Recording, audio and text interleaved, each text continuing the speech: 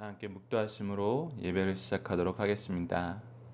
하나님 아버지, 저희들을 주의 전으로 이른 아침에 불러주시옵고 하루의 시작을 주의 말씀과 주를 향한 기도로, 주를 향한 찬양으로 시작할 수 있도록 인도하여 주심을 감사합니다.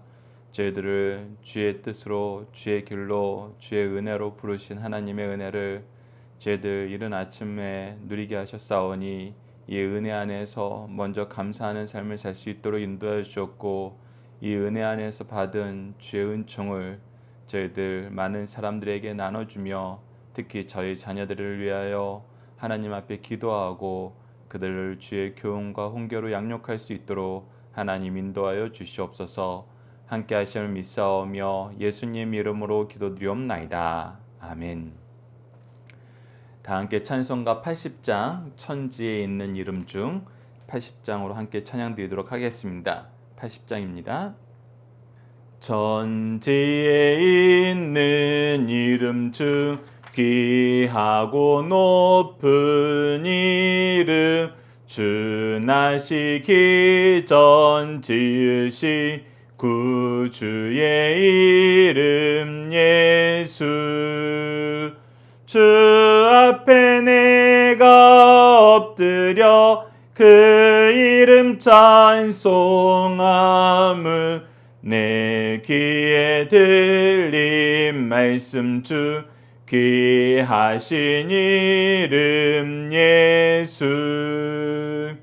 주 십자가에 달릴 때 명패에 쓰인 대로 저 유대인의 왕이요 곧 우리 왕이시라. 주 앞에 내가 엎드려 그 이름 찬송함은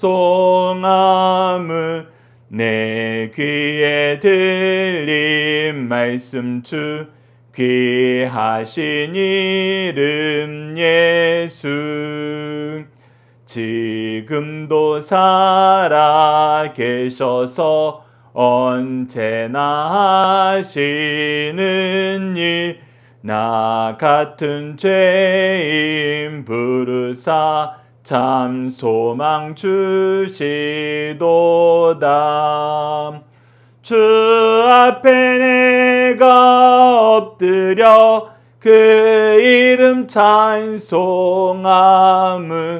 내 귀에 들린 말씀 중 귀하신 이름 예수.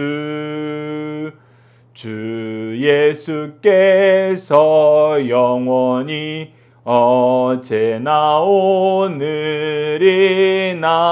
그 이름으로 우리에게 참 복을 내리신다. 주 앞에 내가 엎드려 그 이름 찬송함은 내 귀에 들린 말씀 중 귀하신 이름 예수.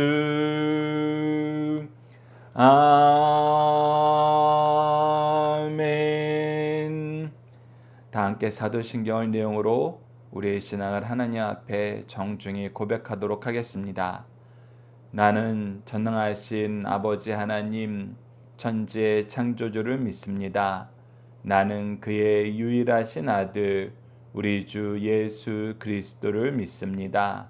그는 성령으로 잉태되어 동정녀 마리아에게서 나시고 본디오 빌라도에게 고난을 받아 십자가에 못 박혀 죽으시고 장사된 지 사흘 만에 죽은 자 가운데서 다시 살아나셨으며 하늘에 오르시어 전능하신 아버지 하나님 우편에 앉아 계시다가 거기로부터 살아있는 자와 죽은 자를 심판하러 오십니다. 나는 성령을 믿으며 거룩한 공교회와 성도의 교제와 죄를 용서받는 것과 몸의 부활과 영생을 믿습니다. 아멘. 오늘 우리에게 주신 하나님의 말씀, 우리가 함께 나눌 말씀은 누가복음 3장 15절에서 20절 말씀입니다. 누가복음 3장 15절에서 20절 말씀 제가 봉독해 드리도록 하겠습니다. 백성들이 바라고 기다림으로 모든 사람들이 요한을 혹 그리스도신가 심중에 생각하니 요한이 모든 사람에게 대답하여 이르되 나는 물로 너희에게 세례를 베풀거니와 나보다 능력이 많으신 이가 오시나니 나는 그의 신발끈을 풀기도 감당하지 못하겠노라. 그는 성령과 불로 너희에게 세례를 베푸실 것이요 손에 키를 들고 자기의 타작마당을 정하게 하사 알곡은 모아 곳간에 들이고 쭉정이는 꺼지지 않는 불에 태우시리라. 또 그 밖에 여러 가지로 권하여 백성에게 좋은 소식을 전하였으나 분봉왕 헤롯은 그의 동생의 아내 헤로디아의 일과 또 자기가 행한 모든 악한 일로 말미암아 요한에게 책망을 받고 그 위에 한 가지 악을 더하여 요한을 옥에 가두니라. 아멘. 오늘 말씀을 그리스도에 대한 요한의 증언이라는 제목으로 함께 말씀을 나누도록 하겠습니다. 오늘 본문 말씀은 크게 두 단락으로 나눠져 있습니다. 첫 번째 단락은 우리가 지금 조금 전에 읽었던 15절에서 17절까지의 말씀을 요한과 예수님의 차이는 무엇인가요? 라는 내용으로 함께 말씀을 나누도록 하겠습니다. 이 단락의 키워드는 능력, 인격, 근본, 세례입니다. 이 키워드가 바로 예수님과 요한의 차이입니다. 요한이 설명해주는 그 설명 안에 우리가 발견하게 되는 것입니다. 우선 오늘 본문 말씀을 한 절씩 보도록 하겠습니다. 15절입니다. 백성이 바라고 기다림으로, 백성들이 바라는 건 무엇입니까? 바로 메시아입니다. 그리스도입니다. 그래서 그 그리스도가 언제 오실까, 우리에게 언제 오실까 항상 기다리고 있었는데 이 요한의 권위가, 요한의 말씀이 너무나 훌륭한 거예요. 그리고 그의 가르침이 우리에게 정말 자유함을 주고 주의 길로 나아가는 평탄함을 주는 것입니다. 그래서 요한이 혹은 그리스도인가 이렇게 심중에 많은 사람이 생각했다는 것입니다. 그런데 요한은 뭐라 그래요? 나는 아니라 내 뒤에 오는 이라 라고 얘기하는 것인데, 그 내용 안에서 뭐라고 얘기하냐면 요한이 모든 사람에게 대답하여 이르되 나는 물로 너희에게 세례를 베풀거니와. 지금 세례 요한은 무슨 세례를 베풀고 있어요? 회개의 세례를 베풀고 있어요. 물로, 무엇으로 주고 있어요? 물로 주고 있어요.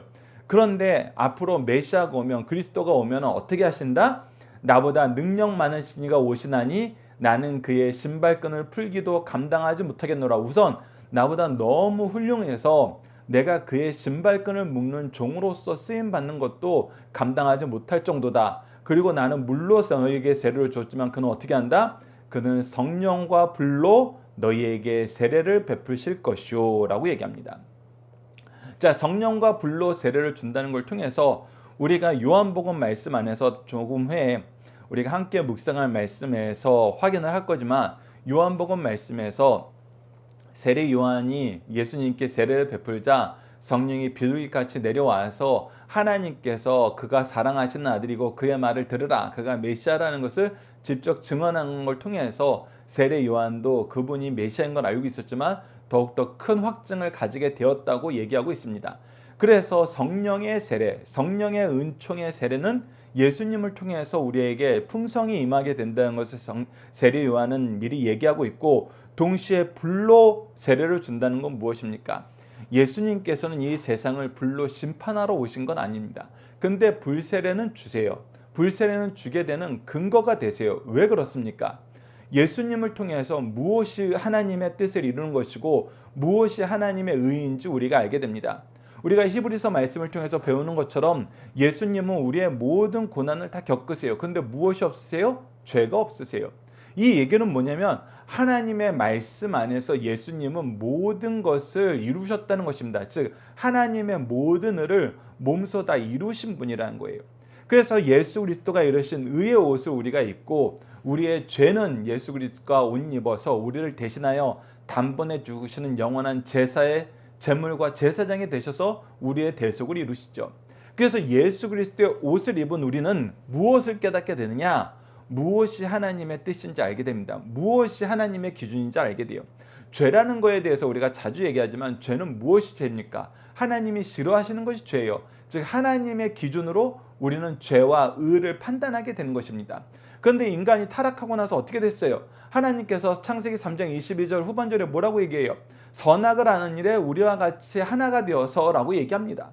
그래서 선악을 아는 것이 무슨 뜻이냐 했더니 하나님께서 정해주신 선악의 기준이 원래 우리 모든 사람들의 기준이고 의의 기준이고 거룩함의 기준이었는데, 그리고 그것을 아는 지혜가 가장 중요했는데 사람들이 그것을 잃어버린 겁니다. 외면한 거예요. 그래서 각자 자기 소견에 좋은 대로 행동하면서 각자 자기의 선악의 기준을 가지게 되었다는 것입니다. 그러다 보니까 무엇을 잊었어요? 하나님의 선악의 기준을 잊었어요. 부분적으로 편식해요. 이것을 각색해요. 그리고 자기의 영광을 찾아요. 요한복음에서 자주 나타나죠. 하나님의 영광을 구하지 않고 너희들의 각자의 영광을 구하는 때문에 하나님의 영광을 볼 수 없다는 거예요. 그런데도 불구하고 예수님은 오셔서 하나님의 모든 의를 이루셔서 기준을 마련해 주셨어요. 우리가 성경을 어떻게 가르쳐야 되냐 할 때 교훈과 책망과 바르게 함과 의로 교육하기에 유익하니라는 이 말씀을 통해서 우선 가르쳐야 돼요. 예수님은 예수님의 말씀과 예수님의 인생을 통해서 하나님의 구원의 뜻이 무엇인지를 분명히 가르쳐 주었고, 그 안에서 우리에게 믿음으로 구원 얻게 하시는 구원의 인청을 우리에게 허락하셨습니다. 그래서 예수님이 기준이 되셨어요. 그분을 믿으면 구원이고 그분을 믿지 못하면 구원을 얻을 수가 없어요. 그래서 그분은 구원하시기 위해서 오셨지만 기준을 제시하셨기 때문에, 확실한 기준이 되셨기 때문에, 완성되셨기 때문에 우리에게 불로서의 역할도 감당한다는 것입니다. 우리가 예수님이 이 역할을 한다는 거 요한복음을 통해서 이미 확인합니다. 세상을 심판하려 한 것이 아니요, 예수님께서 오신 것은 세상을 심판하려 한 것이 아니지만 이미 세상이 심판받는 이유는 뭐예요? 예수님을 믿지 않았기 때문에. 이 내용으로 세례 요한이 우리에게 미리 가르쳐주고 있는 것입니다. 그래서 그를 통해서 무엇이 일어납니까? 17절, 손에 칼을 들고 자기의 타작마당을 정하게 하사 알곡은 모아 곡간에 들이고 쭉정이는 꺼지지 않는 불에 태우시리라. 그래서 누가 하나님의 은혜에 순종하고 그 은혜 안에서 기뻐하는 삶을 사는지, 그것을 끝까지 거부하고 도리어 악으로 어둠으로 더 열심히 달려가는지 분명히 드러나게 됩니다. 그리고 예수님을 통해서 이것은 마지막에 심판이 이루어지게 되는 것입니다. 우리가 함께 묵상할 말씀을 통해서 세례 요한보다 뛰어나신 예수 그리스도에 대해서 함께 보도록 하겠습니다. 우선 능력에서 예수 그리스도가 뛰어납니다. 자, 요한복음 1장 29절을 보시다. 이튿날 요한이 예수께서 자기의 나아오심을 보고 이르시되 보라, 세상 죄를 지고 가는 하나님의 어린 양이로다. 세례 요한이 절대 못하는 게 있어요. 무엇이에요? 우리를 대속하시는 단번에 드려지는 영원한 제사의 제물과 제사장이 될 수가 없어요. 그러나 예수님은 어떠세요? 그것이 되세요. 그것이 능력이에요. 우리가 그냥 능력을 얘기하면은 그냥 병 고치는 거, 말씀 안에서 그 권위가 더 뛰어난 거, 물론 그것도 맞아요. 근데 본질적인 거, 본질적인 능력은 무엇입니까? 구원의 길은 오직 예수 그리스도 한 분뿐이다. 그렇기 때문에 세례 요한을 추종하는 거고 세례 요한을 좋아한다 하더라도 믿음의 대상은 누가 돼야 돼요? 삼위일체 하나님이신 성부, 성자, 성령이신 성자의 대속의 십자가여야 된다는 거예요. 그것을 우리에게 가르치고 있습니다. 그래서 능력 면에서 세례 요한보다 뛰어납니다. 두 번째는 인격 면에서 창세전부터 계신 이로서 훨씬 더 뛰어나신다는 겁니다. 특히 요한복음 1장 30절에서 이 내용을 우리에게 가르쳐줍니다. 내가 전에 말하기를 내 뒤에 오는 사람이 있는데 내보다 앞선 것은 그가 나보다 먼저 계심이라 하는 것이 이 사람을 가리킵니다. 자, 이거는 우선은 문장이 성립될 수가 없어요. 내 뒤에 오는 분은 나보다 늦게 태어났다는 거예요. 늦게 태어났습니다. 우리가 이미 누가복음 1장을 통해서 예수님보다 6개월 먼저 태어난 세례 요한의 탄생사에서 우리가 확인할 수 있었어요. 그래서 분명히 늦게 태어났는데 그분이 언제 계셨대요? 나보다 앞서고 나보다 먼저 계셨다는 거예요. 즉 이분은 창세 전에 계셨다는 거예요. 나의 생명이 탄생하기 전에, 그가 이 세상에 태어나기 전에 이미 나보다 먼저 계셨다는 것은 그가 영존하시는 분이라는 거예요. 영원하신 분이란 것입니다. 그 분을 지금 얘기하고 있어요. 소개하고 있어요. 그래서 인격 면에서, 존재 면에서 훨씬 더 뛰어나다는 것입니다. 그렇기 때문에 무엇이 될 수 있었어요? 위에서 얘기하는 단번에 드려지는 영원한 제사의 제물이 될 수 있었어요. 영존하시는 분이 아니셨으면, 죄가 없으신 분이 아니셨으면 이 제물이 될 수가 없어요. 이것을 우리가 깨달아야 됩니다. 그리고 근본이 다르다는 겁니다. 요한복음 1장 34절입니다. 내가 보고 그가 하나님의 아들이심을 증언하였노라 하니라. 예, 앞서 30절에서 얘기했던 것처럼 나보다 늦게 오시지만 나보다 먼저 되신 분이다 라는 것을 통해서 그가 영원 전부터, 창세 전부터 계셨던 분이고 그가 바로 하나님의 아들이시다. 하나님의 아들이시다. 우리가 이것을 배웠고 이것을 믿고 이 안에서 그의 구원의 은총을 감사하는 삶을 사는 것, 그것을 가르쳐주는 것이 바로 세례 요한의 사명이었습니다. 계속해서 봅시다. 요한복음 1장 33절에 세례가 다릅니다. 그의 세례는 무슨 세례였고 예수님의 세례는 무슨 세례였습니까? 세례 요한의 세례는 물 세례였고 예수님의 세례는 성령 세례였어요. 자, 1장 43절 읽겠습니다. 나도 그를 알지 못하였으나 나를 보내어 물로 세례를 베풀라 하신 그이가, 그분이 누구예요? 바로 하나님이에요. 나에게 말씀하시되 성령이 내려서 누구 위에 머무는 것을 보거든 그가 곧 성령으로 세례 베푸는 이인 줄을 알라 하셨기에, 즉 성령이 네가 세례를 베풀 때 누군가에게 성령이 임하시면 바로 그분을 통해서 우리가 성령 세례를 받게 된다는 것을 네가 깨달아라. 즉 앞서 얘기했던 것처럼 사가랴에게 네가 죽기 전에 그리스도를 볼 것이다, 메시아를 볼 것이다, 그 약속하셨던 것처럼 네가 성령이 내리는 걸 보면은 그가 바로 우리에게 성령 세례 베푸시는 줄 깨달으라 라는 말씀을 미리 받으셨다는 거예요. 그리고 그 일이 누구를 통해서 성취됐어요? 바로 예수 그리스도를 통해서 성취되었기 때문에 예수 그리스도의 세례는 성령 세례다. 너희들이 기다리던 메시아, 내가 준비하는 그 길을 준비하던 메시아는 바로 예수 그리스도시다. 그리고 마태복음 16장 27절을 통해서 예수 그리스도께서 심판주이심을 우리에게 가르쳐줍니다. 인자가 아버지의 영광으로 그 천사들과 함께 오리니 그때에는 각 사람이 행한 대로 갚으리라. 각 사람이 행한 대로 갚으리라. 예수 그리스도께서 성령 세례만 줄 뿐 아니라 불이 되셨다는 것은 기준이 되셨다는 거예요. 그리고 그 기준 안에서 우리가 평가받게 됩니다. 이것을 우리가 기억하면서 그 안에서 살게 됨을, 그의 말씀으로 우리를 이끄심을, 기도로 그의 은혜를 받음을 우리가 기뻐하면서 함께 승리하는 삶을 살아나가는 우리 강성성경연구원 가족 여러분들 되었으면 합니다. 자, 두 번째 단락을 보시다. 18절에서 20절 말씀이고, 이 단락은 헤롯은 왜 요한을 가두었나요? 라는 내용으로 함께 말씀을 나누도록 하겠습니다. 키워드는 세상이 미워함, 악입니다. 자, 18절을 봅시다. 또 그 밖에 여러 가지로 권하여 백성에게 좋은 소식을 전하였으나, 자, 세례 요한이 했던 일은 좋은 소식이었어요. 복음에 관한 거였어요. 구원에 관한 거였어요. 하나님의 은총에 관한 거였어요. 근데 그 근본이 뭐였어요? 죄의 문제였어요. 죄의 문제. 죄의 문제에 대해서는 우리가 깨어 있어야 돼요. 이 죄에 대해서는 우리가 끊임없이 하나님 앞에 기재를 당해야 돼요. 걸러내야 됩니다. 말씀으로, 기도로, 성령의 은혜로 죄의 문제 해결해 주십시오라는 것이 우리에게 가장 중요한 일이 돼야 돼요. 세례 요한에겐 그것이 가장 중요했고 예수님에겐 그것이 가장 중요했어요. 동시에 하나님에게 이게 가장 중요하다는 거 우리가 성경 전체를 통해서 보고 있어요. 우리가 자녀를 양육하다 보면은 가장 답답할 때가 그때입니다.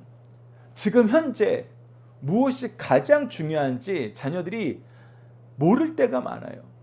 지금 이때 이거를 해야 되는데, 이거를 준비해야 되는데, 이것을 깨달아야 되는데 이것을 모를 때가 많아요. 그럼 너무 답답해요.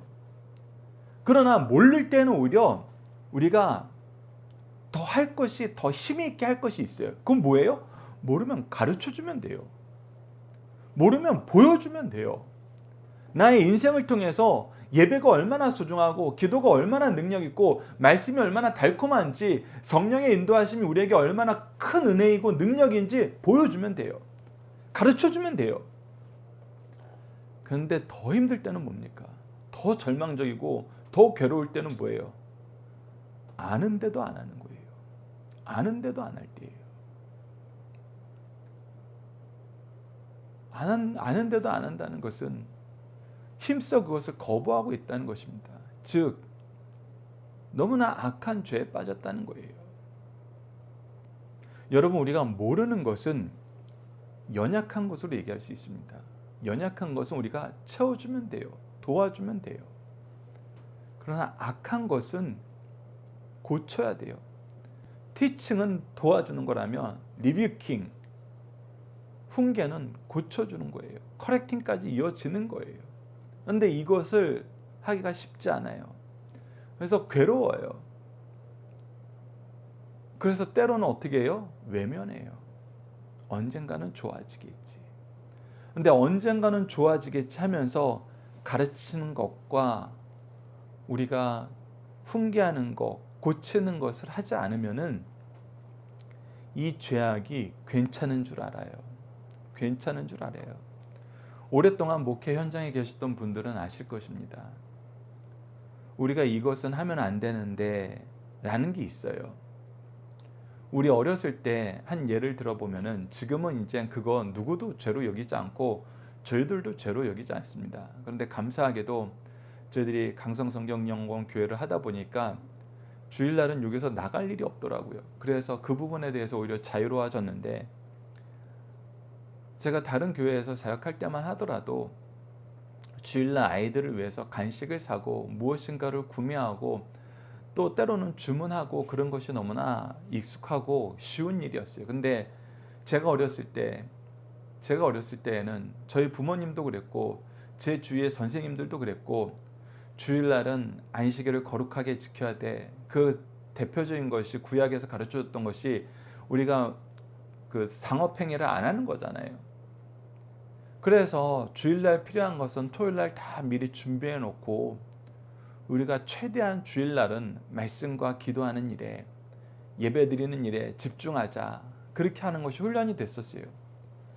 근데 어느 날부터는 너무나 자연스럽게 주일날 점심도 식당에서 안 먹고 그냥 주위에 있는 다른 맛있는 거, 내 입맛에 맞는 거 찾아서 가고, 그리고 특별하게 대접할 사람 있으면은 또 데리고 나가서 대접하고, 그리고 선물 있으면은 주일날 아침에라도 부랴부랴 좀 사야 되니까 좀 구매를 하고, 요즘엔 편의점도 많아져서 간식 같은 거 쉽게 구매를 하죠.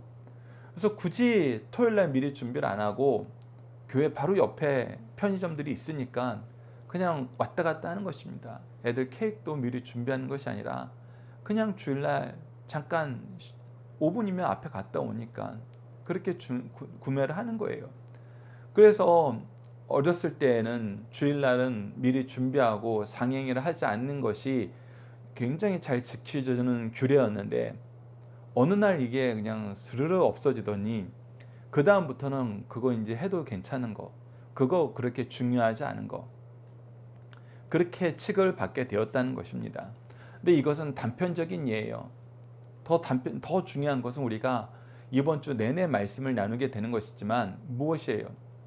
성경 공부를 정말 열심히 하던 교회가 어느 일정 기간 어떤 중요한 또 과정 때문에 이 성경 공부를 잠깐 쉬게 됐어요.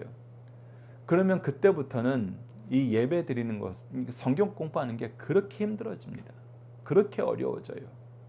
그래서 나중에는 그래, 어려운 거 괜찮아, 뭐 다 그렇지, 그거 이해돼. 그렇게 하다 보면 어떻게 돼요? 그냥 이제 나중에는 이거 특별한 사람만 하는 거, 그 안 해도 되는 거, 그렇게 받아들이게 되잖아요. 뭐 여러분, 우리가 이거 멀리서 찾을 필요도 없습니다. 어떻게 우리 코로나를 겪으면서 많은 예배들이 호소하는 게 뭡니까? 코로나 때는 현장 예배도 어려웠어요. 그래서 온라인 예배 드렸어요. 그리고 예배 열심히 드리던 분들도 새벽 예배서부터 오전 오후 예배까지 하루에 3번 이상 예배 드리고 성경 공부를 뭐 이렇게 교사 같은 분들은, 제가 있던 고향 교회에서는 교사분들은 공과 교육도 따로 받고 승리한 교육도 따로 받고 승리한상 교육도 따로 받고, 그래서 하루에 2번 성경 공부하신 분도 있고, 더 나아가서 아이들에게 영어 예배 준비해 주시는 분들은 더 공부를 했어요. 더 공부를 했어요. 말씀 외우고 아이들에게 준비할 찬양 연습하고. 그래서 그 하는 것들이 너무나 즐겁고 감사한 일이었으면서 나에게 이거 할 수 있는 능력을 주신 하나님의 은총을 우리가 경험하는 순간들이었어요. 근데 코로나 지나면서 어떻게 됐습니까? 예배도 일주일에 한 번 드리던 사람들은 그냥 온라인으로 드리게 되고, 그 모든 예배를 열심히 참석하던 분들은 이젠 뭐 대예배만 한 번 참석해도 되지. 왜? 우리가 2년 반, 3년 가까운 세월 동안 그렇게 살았거든요. 그렇게 살았잖아요. 그러다 보니까 지금도 어떻다 그래요? 회복이 안 된다 그래요. 이것은 우리가 잘못하는 거에 대해서 얘기하지 않으면, 그거에 대해서 고쳐주려고 하지 않으면 자연스럽게 그것이 정착한다는 것입니다. 근데 우리 믿음의 선조들은 그것을 그냥 내버려 두지 않으셨어요. 하나님은 그걸 내버려 두지 않으세요. 어제도 예레미야 44장 4절 말씀처럼 하나님께서는 끊임없이 그의 종들을 보내서 계속 죄에서 돌이키게 하세요. 우리에게 그 직분을 맡기셨다는 것입니다. 그처럼 세례요한도 그 직분을 감당했어요. 그랬더니 어떻게 됐어요? 분봉한 헤롯이 그의 동생 아내 헤로디아를 뺏었어요. 그리고 자기 아내 삼았어요. 그리고 여러 가지 악한 일로 요한에게 책망을 받았습니다. 그랬더니 이 헤롯이 죄를 멈출 생각을 하지 않고, 죄에서 돌이킬 생각을 하지 않고 어떻게 해요? 죄를 더해요. 어떻게 더했어요? 바로 요한을 옥에 가두는 거예요. 결국은 요한은 어떻게 되죠? 이 헤로디아의 악한 계계로 말미암아 죽게 됩니다.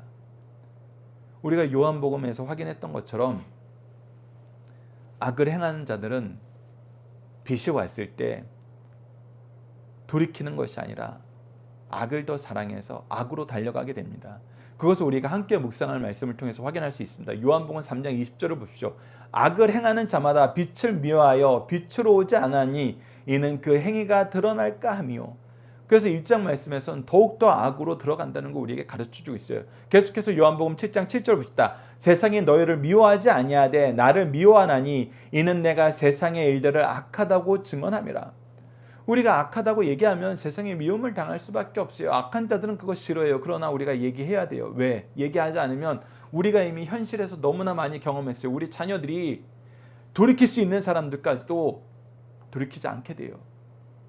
돌이키지 않게 됩니다.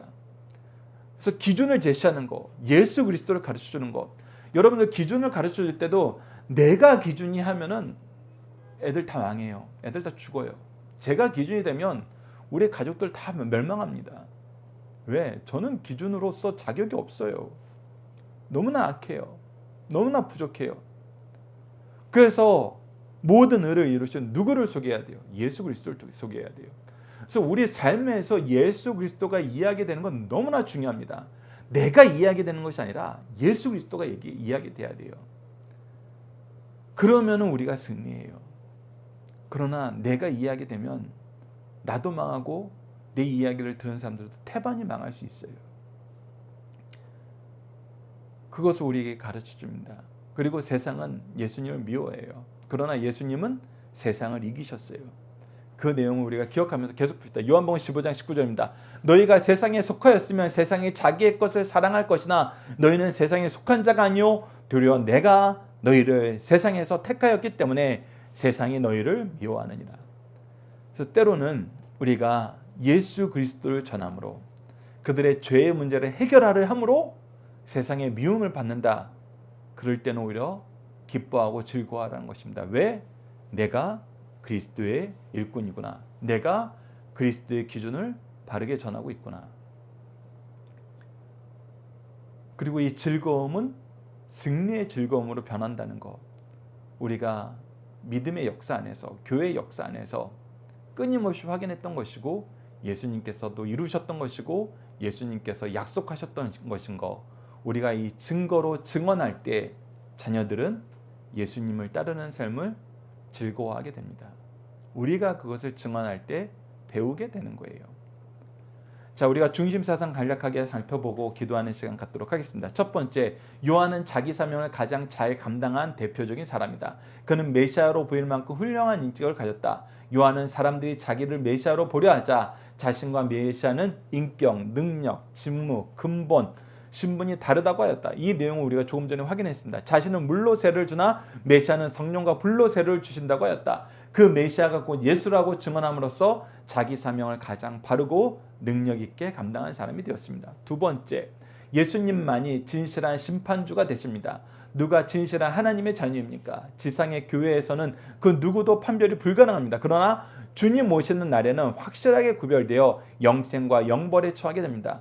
그날의 결정은 결코 돌이킬 수 없는 최종 판결입니다.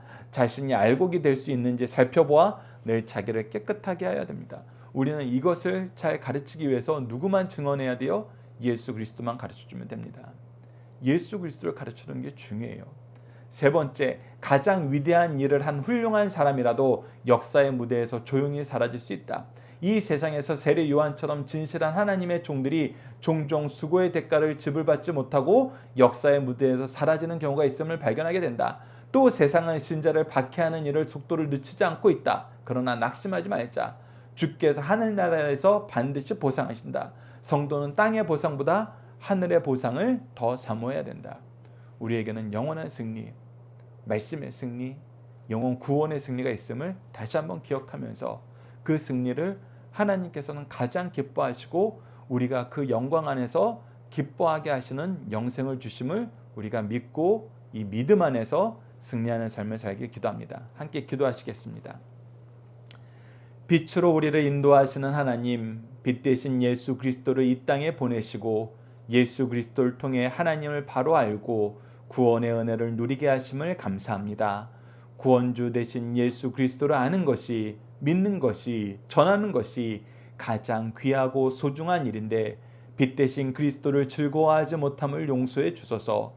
빛 대신 그리스도를 즐거워하며 그와 함께하며 그의 뜻을 이루는 그리스도의 일꾼이 되도록 도와주소서. 예수님 이름으로 기도드립니다. 아멘. 주기도문 하시고 각자 기도하는 시간 갖도록 하겠습니다. 하늘에 계신 우리 아버지, 아버지의 이름을 거룩하게 하시며 아버지의 나라가 오게 하시며 아버지의 뜻이 하늘에서와 같이 땅에서도 이루어지게 하소서. 오늘 우리에게 일용할 양식을 주시고 우리가 우리에게 잘못한 사람을 용서하여 준 것 같이 우리 죄를 용서하여 주시고 우리를 시험에 빠지지 않게 하시고 악에서 구하소서. 나라와 권능과 영광이 영원히 아버지의 것입니다. 아멘. 기도하는 시간